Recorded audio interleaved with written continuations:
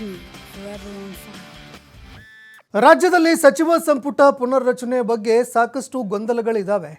ಈ ನಡುವೆ ಸಂಕ್ರಾಂತಿ ಬಳಿಕ ಸಂಪುಟ ಪುನರ್ರಚನೆ ಗ್ಯಾರಂಟಿನ ಅನ್ನುವಂತಹ ಪ್ರಶ್ನೆ ಎದುರಾಗ್ತಾ ಇದೆ. ಸಂಕ್ರಾಂತಿ ಬಳಿಕ ಎಲ್ಲರಿಗೂ ಸಿಹಿ ಸುದ್ದಿ ನೀಡುವಂತಹ ಸಾಧ್ಯತೆ ಇದೆ ಅನ್ನುವಂತಹ ಚರ್ಚೆ ಆಗ್ತಾ ಇದೆ. ಸಂಪುಟ ಪುನರ್ರಚನೆಗೆ ಶೀಘ್ರದಲ್ಲೇ ಹೈಕಮಾಂಡ್ ಗ್ರೀನ್ ಸಿಗ್ನಲ್ ಕೊಡುವ ಸಾಧ್ಯತೆ ಇದೆ. ಸಚಿವ ಎಚ್.ಕೆ. ಪಾಟೀಲ್ ಅವರು ಈ ಬಗ್ಗೆ ಮಹತ್ವದ ಸುಳಿವು ಕೊಟ್ಟಿದ್ದಾರೆ. ಸಂಪುಟ ಪುನರ್ರಚನೆ ಊಹಾಪೋಹಗಳಿಗೆ ಕೊನೆಗೂ ತೆರೆ ಬಿದ್ದಿದೆ. ಹೈಕಮಾಂಡ್ ನಾಯಕರು ಸಂಪುಟ ವಿಸ್ತರಣೆಗೆ ಒಲವು ವ್ಯಕ್ತಪಡಿಸಿದ್ದಾರೆ. ಸಂಪುಟ ವಿಸ್ತರಣೆ ಮಾಡಬೇಕು ಅಂತ ಹೈಕಮಾಂಡ್ ನಾಯಕರು ಕೂಡ ಒಲವು ವ್ಯಕ್ತಪಡಿಸಿದ್ದಾರೆ. ಹೀಗಾಗಿ ಶಾಸಕರ ಬೇಡಿಕೆಯಂತೆ ಸಂಪುಟ ಪುನರ್ರಚನೆ ಆಗುವ ಸಾಧ್ಯತೆ ಇದೆ. ಇನ್ನು ಸಿಎಂ ಕೂಡ ಈ ಬಗ್ಗೆ ಮಾತನಾಡಿದ್ದಾರೆ ಅಂತ ಎಚ್.ಕೆ. ಪಾಟೀಲ್ ಅವರು ಸಂಚಲನ ಸೃಷ್ಟಿ ಮಾಡಿದ್ದಾರೆ. ಎಚ್.ಕೆ. ಪಾಟೀಲ್ ಅವರು ಕೊಟ್ಟಂತಹ ಹೇಳಿಕೆ ಹಾಗೂ ಕಾಂಗ್ರೆಸ್ ನಾಯಕರ ಡಿನ್ನರ್, ಲಂಚ್ ಮೀಟಿಂಗ್ ಇದೆಲ್ಲವೂ ಕೂಡ ಸಂಚಲನ ಸೃಷ್ಟಿ ಮಾಡಿದೆ.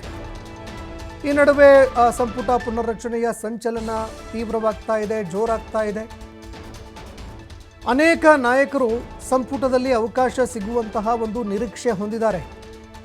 ಹೀಗಾಗಿ ಇದೀಗ ಕಾಂಗ್ರೆಸ್ನ ಹೈಕಮಾಂಡ್ ಯಾರ್ಯಾರನ್ನ ಕೈ ಬಿಡುತ್ತೆ, ಅದೇ ರೀತಿ ಯಾರ್ಯಾರಿಗೆ ಸಚಿವ ಸಂಪುಟದಲ್ಲಿ ಸ್ಥಾನ ಕೊಡುತ್ತೆ ಅದನ್ನು ಕೂಡ ಕಾದು ನೋಡಬೇಕಾಗತ್ತೆ. ಯಾಕಂದರೆ ಪಟ್ಟಿ ತುಂಬ ಉದ್ದ ಇದೆ. ಅನೇಕ ಹಿರಿಯ ನಾಯಕರಿದ್ದಾರೆ, ಮತ್ತೊಂದೆಡೆ ಅನೇಕ ಶಾಸಕರು ಕೂಡ ಅವಕಾಶ ವಂಚಿತರಿದ್ದಾರೆ. ಎಲ್ಲರೂ ಕೂಡ ಸಚಿವ ಸ್ಥಾನ ಬೇಕು ಅನ್ನುವಂತಹ ಬೇಡಿಕೆ ಇಡ್ತಾ ಇದ್ರು. ಈ ನಡುವೆ ಸಚಿವ ಸಂಪುಟ ಇಲ್ಲ, ಆಗೋದಿಲ್ಲ ಅನ್ನುವಂತಹ ಮಾತುಗಳು ಕೇಳಿಬಂತು. ಸಿದ್ದರಾಮಯ್ಯ ಹೈಕಮಾಂಡ್ಗೆ ಬಿಟ್ಟ ವಿಚಾರ ಅಂತ ಹೇಳಿದರು. ಈಗ ಎಚ್.ಕೆ. ಪಾಟೀಲ್ ಸಂಪುಟ ಪುನರ್ರಚನೆ ಆಗುವಂತಹ ಸುಳಿವು ಕೊಟ್ಟಿದ್ದಾರೆ.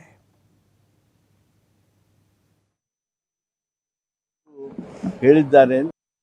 ಸಂಪುಟ ಪುನರ್ರಚನೆ ಆಗ್ತದೆ ಅಂತ ಸುದ್ದಿ ಇರ್ತಿದ್ದು, ಆದರೆ ಮೊನ್ನೆ ಮುಖ್ಯಮಂತ್ರಿಗಳು ನಿಮ್ಮ ಎದುರಿಗೇನೆ ಅದು ಹೈಕಮಾಂಡ್ಗೆ ಬಿಟ್ಟಿದ್ದು ಅಂತ ಹೇಳಿದರು. ಅಂದರೆ ಎಲ್ಲ ಚರ್ಚೆ ನಡೆದಿರಬೇಕು ಅಂತ ಹೇಳೇ ಸೂಕ್ಷ್ಮವಾಗಿ ಹೇಳಿದ್ದಾರೆ ಅಂತೇಳಿ ನೀವು ಅರ್ಥೈಸಿದ್ದೀರಿ, ನಾವು ಅದನ್ನೇ ಅರ್ಥೈಸ್ಕೊಂಡಿದ್ದೀವಿ.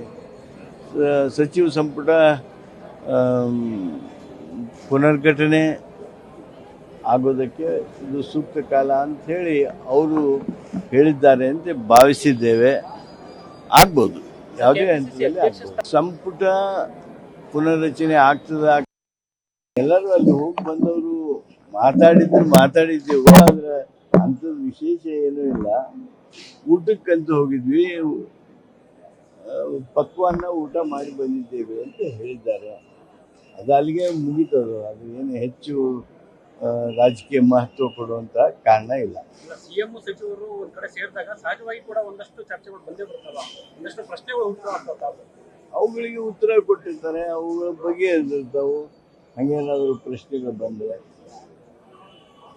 ಅದೇನು ಅಂತ ಊಟಕ್ಕೆ ಹೋಗಿದ್ದು ಎಷ್ಟು ಮಹತ್ವ ಅಷ್ಟೇ ಮಹತ್ವ. ಎಲ್ಲರೂ ಅಲ್ಲಿ ಹೋಗಿ ಬಂದವರು ಮಾತಾಡಿದ್ದೇವೆ, ಆದರೆ ಅಂಥದ್ದು ವಿಶೇಷ ಏನೂ ಇಲ್ಲ. ಊಟಕ್ಕಂತೂ ಹೋಗಿದ್ವಿ, ಪಕ್ವಾನ್ನ ಊಟ ಮಾಡಿ ಬಂದಿದ್ದೇವೆ ಅಂತ ಹೇಳಿದ್ದಾರೆ. ಅದು ಅಲ್ಲಿಗೆ ಮುಗಿತದು. ಅದು ಏನು ಹೆಚ್ಚು ರಾಜಕೀಯ ಮಹತ್ವ ಕೊಡುವಂತ ಕಾರಣ ಇಲ್ಲ. ಸಿಎಂ ಸಚಿವರು ಒಂದ್ ಕಡೆ ಸೇರಿದಾಗ ಈ ಬಗ್ಗೆ ಮತ್ತಷ್ಟು ಮಾಹಿತಿ ಕೊಡ್ತಾರೆ ಪ್ರತಿನಿಧಿ ಶಿವಕುಮಾರ್ ಜೋಹಳ್ಳಿ ಫೋನ್ ಸಂಪರ್ಕದಲ್ಲಿ ಜಾಯ್ನ್ ಆಗಿದ್ದಾರೆ. ಶಿವಕುಮಾರ್, ಇದೀಗ ಅವಕಾಶ ವಂಚಿತ, ಅದೇ ರೀತಿಯಾಗಿ ಕೆಲವು ಹಿರಿಯ ನಾಯಕರಿಗೆ ಕಾಂಗ್ರೆಸ್ ಪಕ್ಷದಲ್ಲಿ ನಿಟ್ಟುಸಿರು ಬಿಡುವಂಥದ್ದು ಅದೇ ರೀತಿಯಾಗಿ ಸಂತಸದ ವಿಚಾರ ಅಂತ ಹೇಳಿದರೂ ಕೂಡ ತಪ್ಪಾಗೋದಿಲ್ಲ. ಈವರೆಗೆ ಕೇವಲ ಊಹಾಪೋಹಗಳಿತ್ತು. ಸಿಎಂ ಸಿದ್ದರಾಮಯ್ಯ ಅವರು ಕೂಡ ಹೈಕಮಾಂಡ್ಗೆ ಬಿಟ್ಟ ವಿಚಾರ ಅಂತ ಹೇಳಿದರು. ಆದರೆ ಎಚ್.ಕೆ. ಪಾಟೀಲ್ ಇದೀಗ ಸಂಪುಟ ಪುನರ್ರಚನೆ ಬಗ್ಗೆ ಮಾತನಾಡಿದ್ದಾರೆ. ಸಂಪುಟ ಪುನರ್ರಚನೆ ಆಗುವಂತಹ ಸಾಧ್ಯತೆ ಎಷ್ಟಿದೆ, ಅದೇ ರೀತಿಯಾಗಿ ಯಾರ್ಯಾರಿಗೆ ಅವಕಾಶಗಳು ಸಿಗಬಹುದು ಅಂತ. ಸಂತೋಷ್, ಕಳೆದ 2 ತಿಂಗಳ ಹಿಂದೆ ಕೂಡ ಸಂಪುಟ ಪುನಾರಚನೆ ಆಗತ್ತೆ ಅನ್ನುವಂತಹ ಚರ್ಚೆಗಳು ಬಂದಿತ್ತು. ಆದ್ರೆ ಆಗ ಸಂದರ್ಭದಲ್ಲಿ 3 ಉಪಚುನಾವಣೆಗಳು ಎದುರಾಗಿದ್ದ ಕಾರಣ, ಹೈಕಮಾಂಡ್ ಎಚ್ಚರಿಕೆಯನ್ನ ಕೊಟ್ಟ ಕಾರಣ ಅಲ್ಲಿಗೆ ಆ ವಿಷಯ ಕೂಡ ಸೈಲೆಂಟ್ ಆಗಿತ್ತು. ಇದೀಗ ಮತ್ತೆ ಅದಕ್ಕೆ ಚಾಲನೆ ಸಿಕ್ಕಂತೆ ಕಾಣಿಸ್ತಾ ಇದೆ. ಯಾಕೆಂದ್ರೆ ಮುಖ್ಯಮಂತ್ರಿಗಳೇ ದೆಹಲಿಗೆ ತೆರಳಿ ಹೈಕಮಾಂಡ್ ಜೊತೆ ಚರ್ಚೆಯನ್ನ ಮಾಡ್ತೇನೆ ಅನ್ನುವಂತ ಮಾತನ್ನ ಹೇಳಿರೋದ್ರಿಂದ ಸಹಜವಾಗಿ ಸಾಕಷ್ಟು ಕುತೂಹಲಗಳು ಕೂಡ ಈಗ ಹೇಳ್ತಾ ಇದೆ.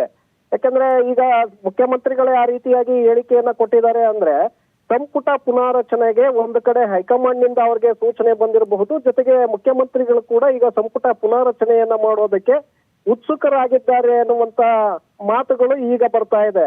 ಹಾಗಾಗಿ ಎಚ್ ಕೆ ಪಾಟೀಲ್ ಅವರು ಕೂಡ ಅದೇ ವಿಚಾರವನ್ನ ಇಟ್ಕೊಂಡು ಇವತ್ತು ಸಂಪುಟ ಪುನರ್ರಚನೆ ಶೀಘ್ರದಲ್ಲೇ ಆಗಬಹುದು ಅನ್ನುವಂತ ಹೇಳಿಕೆಯನ್ನ ಕೊಟ್ಟಿದ್ದಾರೆ. ಯಾಕಂದ್ರೆ ಎಚ್ ಕೆ ಪಾಟೀಲ್ ಅವರು ಹಿರಿಯ ಸಚಿವರು, ಬಹಳ ಎಚ್ಚರಿಕೆಯಿಂದ ಮಾತನಾಡುವಂತವ್ರು. ಹಾಗಾಗಿ ಅವರ ಹೇಳಿಕೆಯನ್ನ ಗಮನಿಸಿದಾಗ ಬಹುತೇಕವಾಗಿ ಸಂಪುಟ ಸಂಕ್ರಾಂತಿಯ ನಂತರ ಆಗುವಂತ ಸಾಧ್ಯತೆಗಳಿದೆ.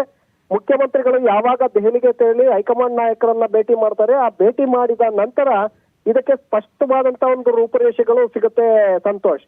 ಯಾಕಂದ್ರೆ ಹಿಂದೆ ಕೂಡ ಸಾಕಷ್ಟು ಜನ ತುದಿಗಾಲಲ್ಲಿ ನಿಂತಿದ್ರು, ಸಂಪುಟ ಪುನಾರಚನೆ ಆಗತ್ತೆ, ನಮ್ಗೆ 7-8 ಸಚಿವರನ್ನ ಕೈ ಬಿಡ್ಲಾಗತ್ತೆ, ಆ ಜಾಗಕ್ಕೆ ನಮ್ಗೆ ಅವಕಾಶ ಕೊಡ್ಲಾಗತ್ತೆ ಅನ್ನುವಂತ ಹಿನ್ನೆಲೆಯಲ್ಲಿ ಸಾಕಷ್ಟು ಉತ್ಸುಕರಾಗಿದ್ರು, ನಿರೀಕ್ಷೆಗಳನ್ನ ಇಟ್ಕೊಂಡಿದ್ರು. ಆದ್ರೆ ಆಗ ಆ ವಿಚಾರ ಅಲ್ಲಿಗೆ ನಿಂತಿದ್ರಿಂದ ಮತ್ತೆ ಅವರು ಕೂಡ ಮುಂದುವರೆದಿರ್ಲಿಲ್ಲ. ಈಗ ಮುಖ್ಯಮಂತ್ರಿಗಳ ಬಾಯಿಂದ ಈ ಮಾತು ಬಂದ ನಂತರ ಈಗ ಅವರು ಕೂಡ ಸೂಟು ಬೂಟು ಹೊಲ್ಸ್ಕೊಳ್ಳೋದಕ್ಕೆ ಈಗಾಗಲೇ ರೆಡಿ ಆಗ್ತಾ ಇದ್ದಾರೆ. ಈಗ ಸಂಪುಟದಲ್ಲಿ ಯಾರನ್ನ ಕೈ ಬಿಡಬಹುದು ಅನ್ನುವಂಥದ್ದು ಕೂಡ ಇದೆ. ಯಾಕಂದ್ರೆ ಸುಮಾರು 7-8 ಜನರನ್ನ ಬಿಡಬಹುದು ಅನ್ನುವಂತ ಚರ್ಚೆಗಳು ಒಂದು ಕಡೆ ಆದ್ರೆ, ಮತ್ತೊಂದು ಕಡೆ ಅರ್ಧಕ್ಕೂ ಹೆಚ್ಚು ಜನರನ್ನ ಸಂಪುಟದಿಂದ ಕೈ ಬಿಟ್ಟು ಹೊಸಬರಿಗೆ ಅವಕಾಶವನ್ನ ಮಾಡಿಕೊಡ್ಲಾಗತ್ತೆ ಅನ್ನುವಂತಹ ಮಾತುಗಳಿದೆ.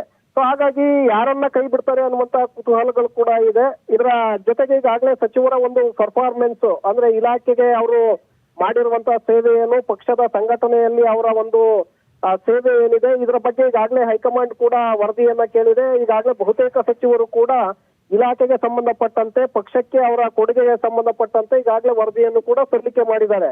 ಸೊ ಇದರ ಆಧಾರದ ಮೇಲೆ ಸಚಿವರನ್ನ ಕೈ ಬಿಟ್ಟು ಆ ಜಾಗಕ್ಕೆ ಹೊಸಬರನ್ನ ತೆಗೆದುಕೊಳ್ಳುವಂತ ಸಾಧ್ಯತೆಗಳಿದೆ. ಹಾಗಾಗಿ ಬಹಳಷ್ಟು ಜನ ಇದ್ದಾರೆ ಈಗ. ಯಾಕೆಂದ್ರೆ ಹಿರಿಯ ಸಚಿವರು, ಹಿರಿಯ ಶಾಸಕರಾಗಿರುವಂತವ್ರು, 2-3 ಬಾರಿ ಶಾಸಕರಾಗಿರುವಂತವ್ರು, 4-5 ಬಾರಿ ಶಾಸಕರಾಗಿರುವಂತವ್ರು ಎಲ್ರು ಕೂಡ ನಮ್ಗೆ ಸಂಪುಟದಲ್ಲಿ ಅವಕಾಶ ಕೊಡ್ಬೇಕು ಅಂತೇಳಿ ಹಿಂದೆನೆ ಒತ್ತಡವನ್ನ ತಂದಂತವ್ರು. ಆದ್ರೆ ಅನಿವಾರ್ಯ ಕಾರಣಗಳಿಂದಾಗಿ ಅವಕಾಶ ಸಿಕ್ಕಿರ್ಲಿಲ್ಲ. ಈಗ ಅವರೆಲ್ಲರೂ ಕೂಡ ಸಚಿವ ಸ್ಥಾನಕ್ಕೆ ಬೇಡಿಕೆಯನ್ನ ಇಡುವಂತ ಸಾಧ್ಯತೆಗಳಿದೆ. ಅದರಲ್ಲಿ ಪ್ರಮುಖವಾಗಿ ಮಳವಳ್ಳಿ ನರೇಂದ್ರ ಸ್ವಾಮಿ ಅವರು ಕೂಡ ಸಂಪುಟಕ್ಕೆ ಸೇರ್ಬೇಕು ಅನ್ನುವಂತ ಆಸೆಯನ್ನ ಈಗಾಗಲೇ ಬಹಿರಂಗವಾಗಿ ವ್ಯಕ್ತಪಡಿಸಿದ್ರು. ಇವತ್ತು ಹಿರಿಯ ಶಾಸಕರಾಗಿರುವಂತ BR ಪಾಟೀಲ್, ಯಾಕಂದ್ರೆ CM ರಾಜಕೀಯ ಕಾರ್ಯದರ್ಶಿ ಆಗಿರುವಂತವ್ರು, ಸಲಹೆಗಾರರಾಗಿರುವಂತವ್ರು, ಅವರು ಕೂಡ ಇವತ್ತು ಮತ್ತೆ ಆಸೆಯನ್ನ ವ್ಯಕ್ತಪಡಿಸಿದ್ದಾರೆ. ಹಾಗಾಗಿ ಅವರು ಕೂಡ ಸಂಪುಟಕ್ಕೆ ಸೇರುವಂತ ಒಂದು ಅವಕಾಶಗಳಿದೆ. ಅದರ ಜೊತೆಗೆ ಮಾಗಡಿ ಬಾಲಕೃಷ್ಣ ಅವರು ಹೆಸರು ಕೂಡ ಮುಂಚೂಣಿಯಲ್ಲಿದೆ, ಅಪ್ಪಯ್ಯ ಪ್ರಸಾದ್ ಅವರ ಹೆಸರು ಕೂಡ ಇದೆ, ಬಂಗಾರಪೇಟೆ ನಾರಾಯಣ ಸ್ವಾಮಿ ಅವರ ಹೆಸರು ಕೂಡ ಮುಂಚೂಣಿಯಲ್ಲಿದೆ. ನಂತರದಲ್ಲಿ ಹೆಬ್ಬಾಳ್ಕರ್ ಅವರ ಒಂದು ವೇಳೆ ಏನಾದ್ರೂ ಬದಲಾವಣೆ ಮಾಡಿದ್ದೆ ಆದ್ರೆ, ಆಗ ಮಹಿಳಾ ಕೋಟ ಮತ್ತೆ ಮುನಿಯಪ್ಪ ಅವರನ್ನು ಸಂಪುಟದಿಂದ ಕೈ ಬಿಟ್ಟಿದ್ದೆ ಆದ್ರೆ, ಆಗ ಅಲ್ಲಿ ಅವರ ಪುತ್ರಿ ರೂಪಕಲಾ ಶಶಿಧರ್ ಅವ್ರಿಗೆ ಅವಕಾಶವನ್ನ ಮಾಡಿಕೊಡ್ತಾರೆ ಅನ್ನುವಂತ ಚರ್ಚೆಗಳು ಕೂಡ ಬಹಳ ಜೋರಾಗಿದೆ. ಸೊ ಹಾಗಾಗಿ ಬೇಲೂರು ಗೋಪಾಲ್ ಕೃಷ್ಣ, ಮತ್ತೊಂದು ಕಡೆ ಹಿರಿಯ ನಾಯಕರಾಗಿರುವಂತ BK ಹರಿಪ್ರಸಾದ್ ಅವರು ಇದ್ದಾರೆ. ಬ್ರಾಹ್ಮಣ ಕೋಟಾದಿಂದ ಅವಕಾಶವನ್ನ ಪಡ್ಕೊಳ್ಬೇಕು, ದಿನೇಶ್ ಗುಂಡೂರಾವ್ ಅವರಿಗೆ KPCC ಅಧ್ಯಕ್ಷರನ್ನಾಗಿ ಮಾಡ್ತಾರೆ, ಅವರನ್ನ ಸಂಪುಟದಿಂದ ಕೈ ಬಿಡಬಹುದು ಅನ್ನುವಂತ ಚರ್ಚೆಗಳಿದೆ. ಹಾಗಾಗಿ RV ದೇಶಪಾಂಡೆ ಅವರು ಕೂಡ ಆ ಒಂದು ಕೋಟಾದಲ್ಲಿ ಸಚಿವರಾಗಬೇಕು ಅನ್ನುವಂತ ಆಸೆಯನ್ನ ಇಟ್ಕೊಂಡಿದ್ದಾರೆ. ಬಹುತೇಕರು ಯಾರು 2-3 ಬಾರಿ ಗೆಲುವನ್ನ ಕಂಡಿದ್ರು, ಅಜಯ್ ಸಿಂಗ್ ಅವರು ಕೂಡ ಒಂದು ಲೀಸ್ಟ್ ನಲ್ಲಿದ್ದಾರೆ. ಹಾಗಾಗಿ ಬಹುತೇಕರು ಈ ಬಾರಿ ನಮ್ಗೆ ಅವಕಾಶ ಸಿಗಬಹುದು ಅನ್ನುವಂತ ಒಂದು ಆಸೆಯನ್ನ ಇಟ್ಕೊಂಡಿದ್ದಾರೆ. ಸಂಪುಟ ಪುನಾರಚನೆಗೆ ಹೈಕಮಾಂಡ್ ಗ್ರೀನ್ ಸಿಗ್ನಲ್ ಸಿಕ್ಕಿದ್ರೆ ಇದಕ್ಕೆಲ್ಲವೂ ಕೂಡ ಫುಲ್ ಸ್ಟಾಪ್ ಬೀಳುತ್ತೆ ಸಂತೋಷ್. ಧನ್ಯವಾದಗಳು ಶಿವಕುಮಾರ್ ನಿಮ್ಮೆಲ್ಲ ಮಾಹಿತಿಗೆ.